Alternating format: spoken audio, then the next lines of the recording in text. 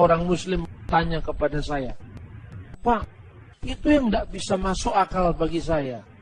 Kenapa yang tidak masuk akal? Jangan-jangan tidak masuk di akal, bukan tidak masuk akal. Kok firman jadi manusia, Pak?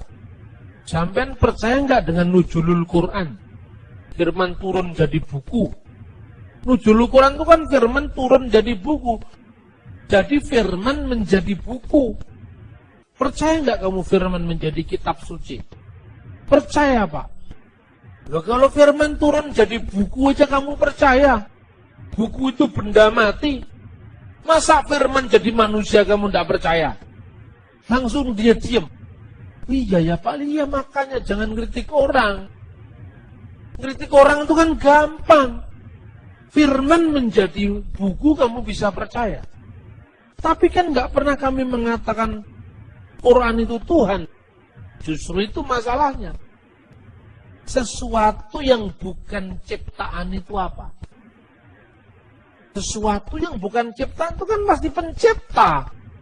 Di dunia itu hanya ada dua. Pencipta, ciptaan. Kholik, makhluk. Tidak ada yang di tengah-tengah. Saudara muslim kita ini percaya Al-Quran itu nggak diciptakan. Karena dia firman Allah. Karena apa? Allah menciptakan dengan firman-Nya. Tidak mungkin firman diciptakan.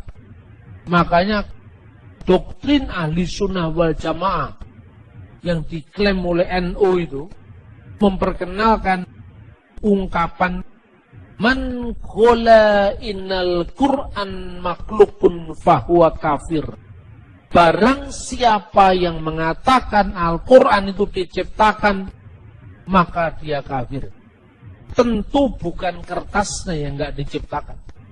Kertasnya kan made in Probolinggo, pabrik leces Padalarang. Kertas itu kan ciptaan pabrik. Apakah firman Allah itu ciptaan pabrik? Oh bukan, Pak. Bukan kertasnya yang disebut bukan ciptaan. Lalu apanya? Firman Allah yang terkandung di dalamnya. Nah sekarang saya balik.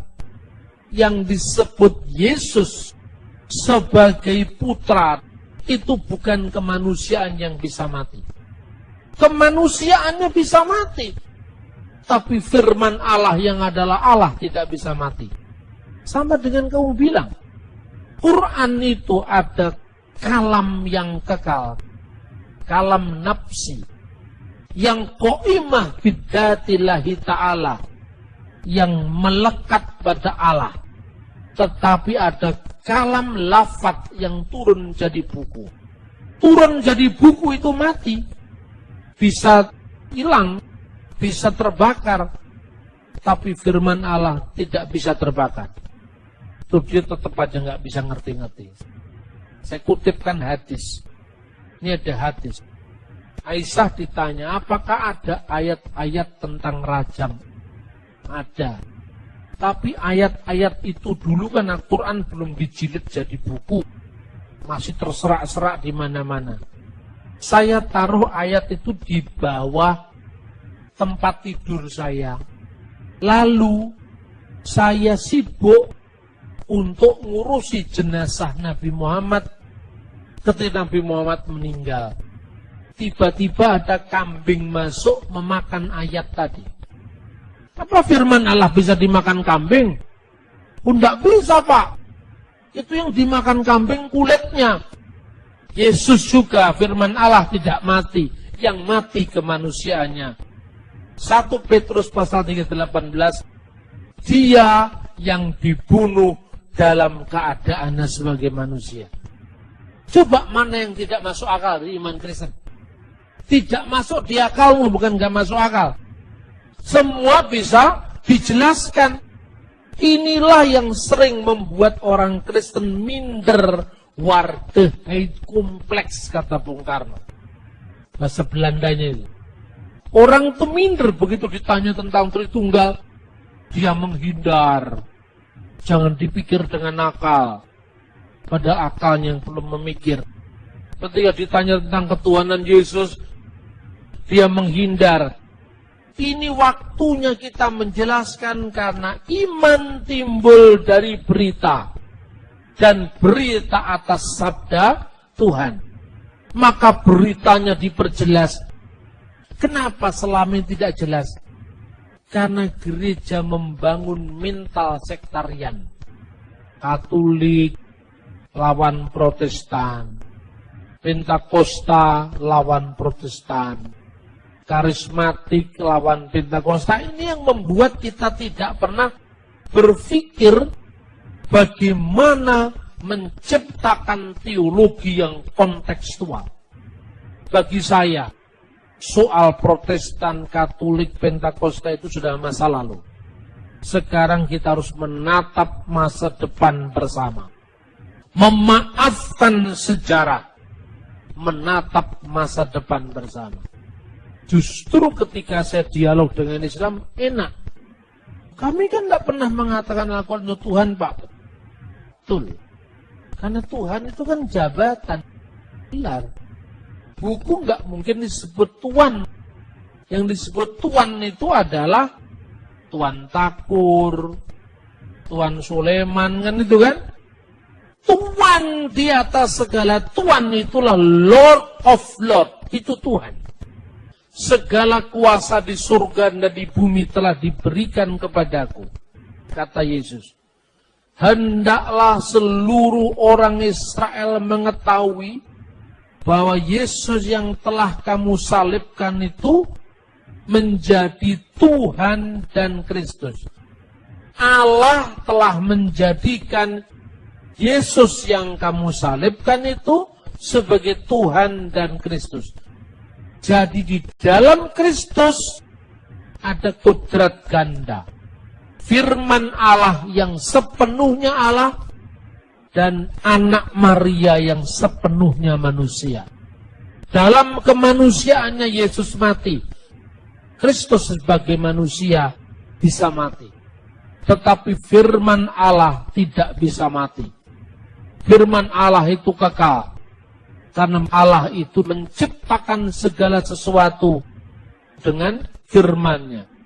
Justru yang problematik saya tanyakan kepada saudara muslim. Firman Allah itu Allah apa bukan? Bukan, Pak. Ciptaan apa bukan? Bukan ciptaan tapi bukan Allah. Lalu apa?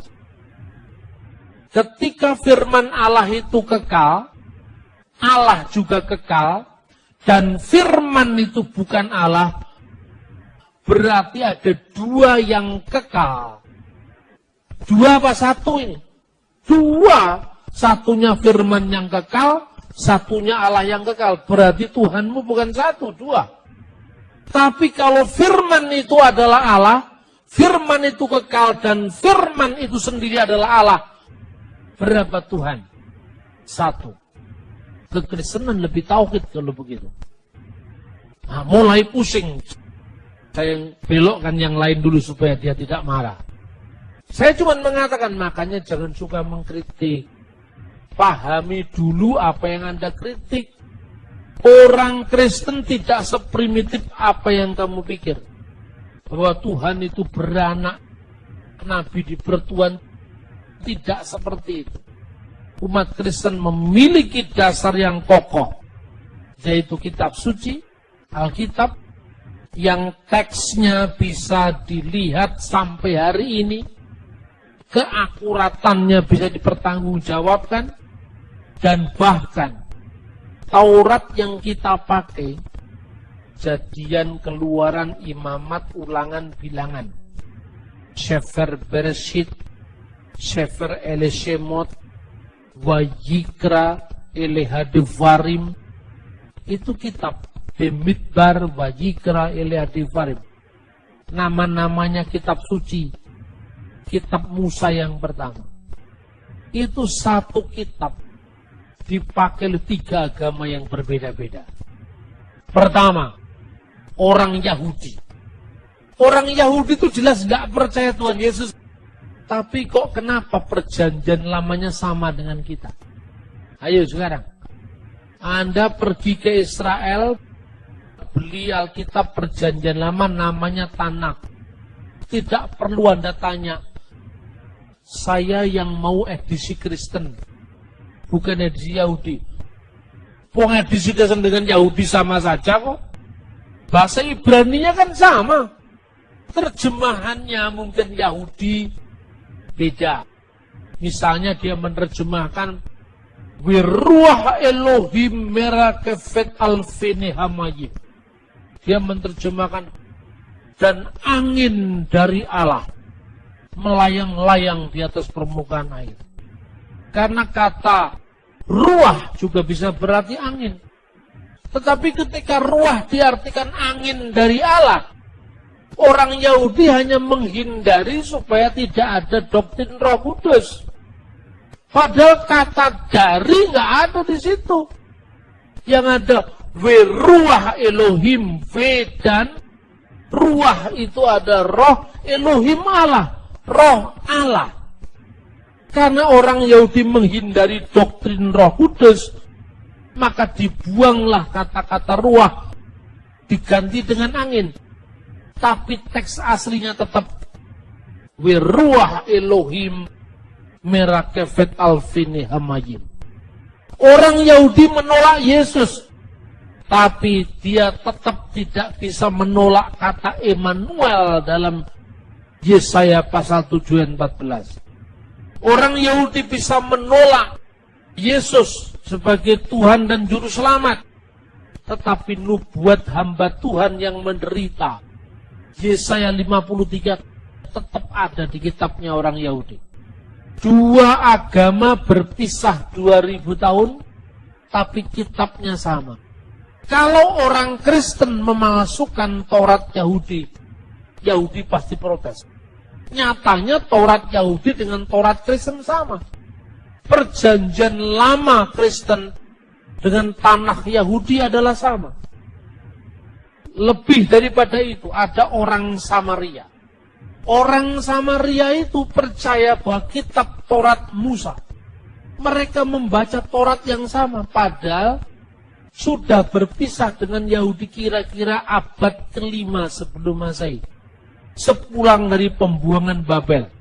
Karena orang-orang Samaria ini orang Yahudi yang menikah dengan 5 suku di Asur, mereka ditolak dalam pembangunan Bait Allah yang kedua.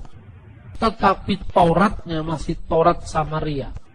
Taurat yang sama dengan Taurat Yahudi, sama dengan perjanjian lama Kristen. Khususnya kelima kitab Taurat yang pertama. Kejadian 1 ayat 1. Yahudi, Kristen, Samaria membacanya sama. Bereshit bara Elohim et hasamayim ve'esa'aret. Pada mulanya Allah menciptakan langit dan bumi. Sekarang saya bertanya, Islam percaya Taurat? Percaya, tapi Taurat mana? Taurat yang ada di angan-angan. Karena dia percaya adanya kitab Taurat. Tapi begitu ada kitab Taurat, mereka menolak kitab itu. Katanya palsu. Kalau ini palsu, mana yang asli tunjukkan? Semua kitab Taurat di tangan Yahudi, di tangan Kristen, di tangan Samaria adalah Taurat yang sama. Inilah pentingnya kita memahami akar iman kita, agar iman kita tidak dilecehkan. Bahkan orang berbalik untuk mendukung karena melihat kebenaran ada di dalam Alkitab, firman Allah yang mencatat tentang peristiwa-peristiwa, tentang firman yang menjadi manusia. Kiranya Tuhan semakin menambah pengetahuan kita, mencerahkan kita, agar firman Allah semakin menguatkan hidup iman percaya kita di dalam Yesus Kristus.